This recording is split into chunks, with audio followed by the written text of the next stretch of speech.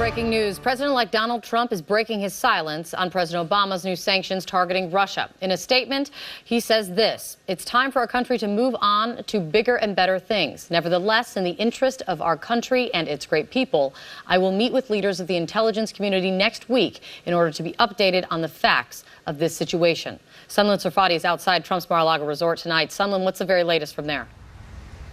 Well, Kate, that short two-line statement coming from President-elect Trump tonight really keeping in line with the posture that he's taken publicly in the past. He has in the past said point blank that he really doesn't think Russia was involved in these hacks and really tried to deflect blame away from them. And this statement tonight that he released, in essence, really keeps in line with that. He's basically saying those things by saying, let's move on, let's move away from all of this.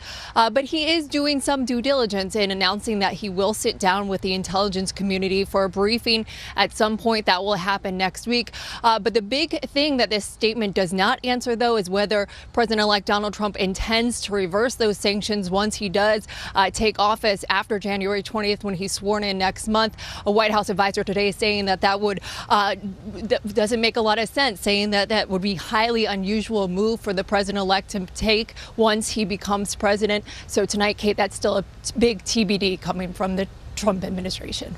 Sunlen, thank you so much.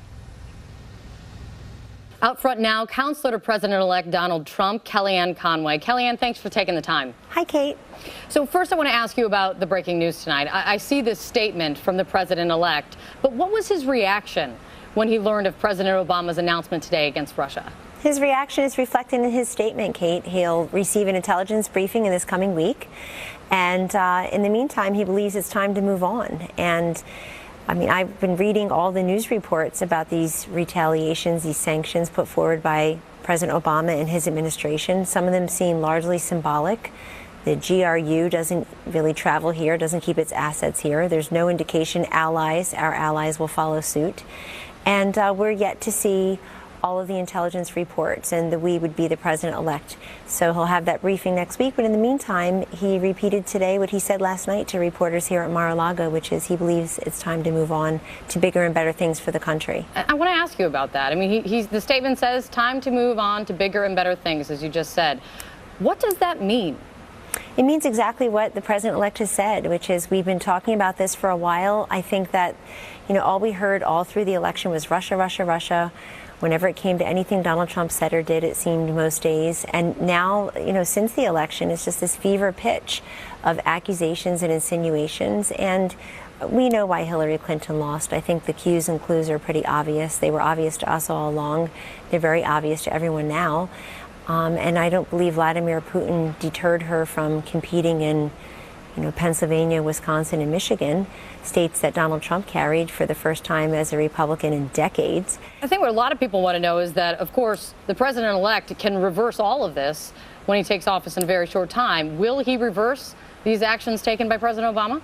I won't make a statement on that at all tonight. I will tell you that even those who are sympathetic to President Obama on most issues are saying that part of the reason he did this today was to, quote, box in President-elect Trump. That would be very unfortunate if that were if politics were the motivating factor here. But we can't help but think that that's often true. Even the New York Times characterized it as such, that this may be an attempt to box him in to see what he'll do as president.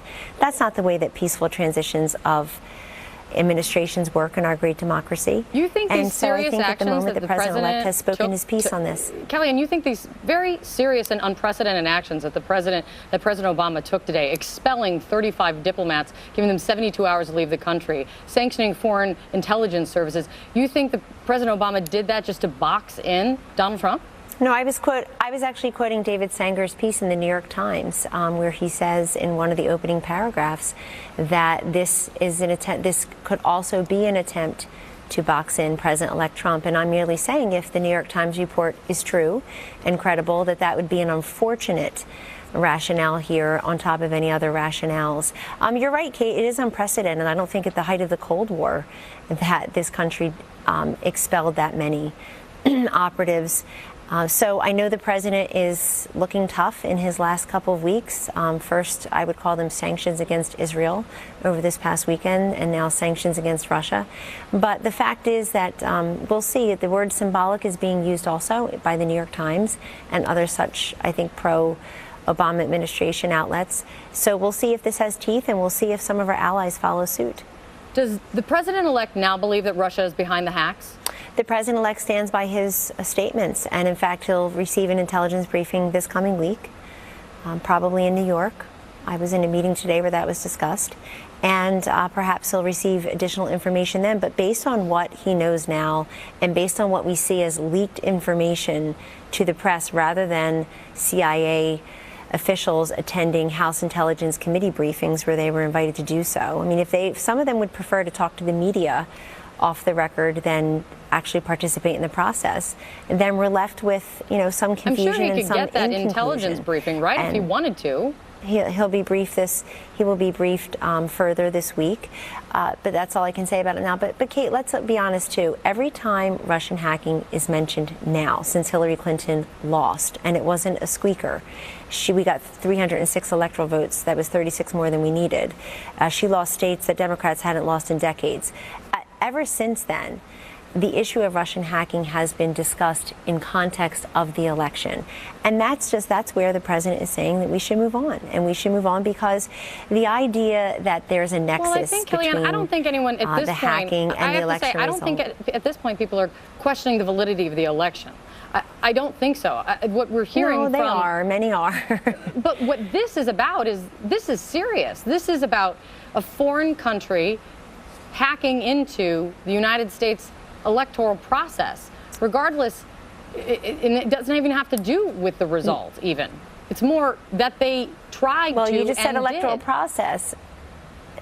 Well, but remember too, this is really about the DNC's breach. They didn't have the proper security, I guess the protocols in place, and someone was able to hack the information. And we are not in favor of foreign governments interfering in our elections or interfering in our intelligence. But we're also not in favor of our intelligence interfering with elections after the fact. And the case is, I mean, you may feel that way, Kate, you may run your shows that way, but the fact is, in many different places, in print, on TV, on radio, on Twitter, on Facebook, ad nauseum, people are trying to create a nexus and still trying to fight the last war. And frankly, it's 52 days later. And that nexus is something that's been trying to be proven at a fever pitch since November 8th. And that's part of why the president-elect has said move on. He also says it because he is, as I said, next week going to receive additional intelligence briefings. But he's been very clear on this. And, to talk any further about it actually is to violate what everybody insists we have, which is one president at a time, which, of course, I agree with. We know that the big focus right now for the president-elect, understandably, is crafting his inaugural speech. Kellyanne, where is his head right now on that speech? He's very engaged. So much of this is his own personal flourish, his words, repeating his vision for the country. I know it's been reported, and it is accurate, Kate, to say that the president-elect has been focused on past inaugural addresses, certainly putting his personal stamp on his, but also talking to people about President Reagan, President John F. Kennedy, President Lincoln's inaugural addresses as examples. He certainly is aware of everyone's inaugural addresses, and different times call for, and different men call for different inaugural addresses. But this one will be very much Donald J. Trump's inaugural address in his own words. He's consulting with us, Stephen Miller, his brilliant speechwriter and policy chief, has the largest hand in this right now, working with the president-elect. But others of us are certainly offering our counsel, but you will see a product much like the victory speech in those wee hours of November 9th. That is all Donald Trump. These will be his words and his ideas, his vision for the future. Kellyanne Conway, thanks so much, Kellyanne. Thank you, Kate. Happy New Year. Thank you too. Out front next, Donald Trump planning a short inauguration speech on the biggest day of his life. Why? Plus, increased security after ISIS-inspired truck-style attacks. Now, how authorities are taking extreme measures to protect Americans on New Year's Eve. The details ahead.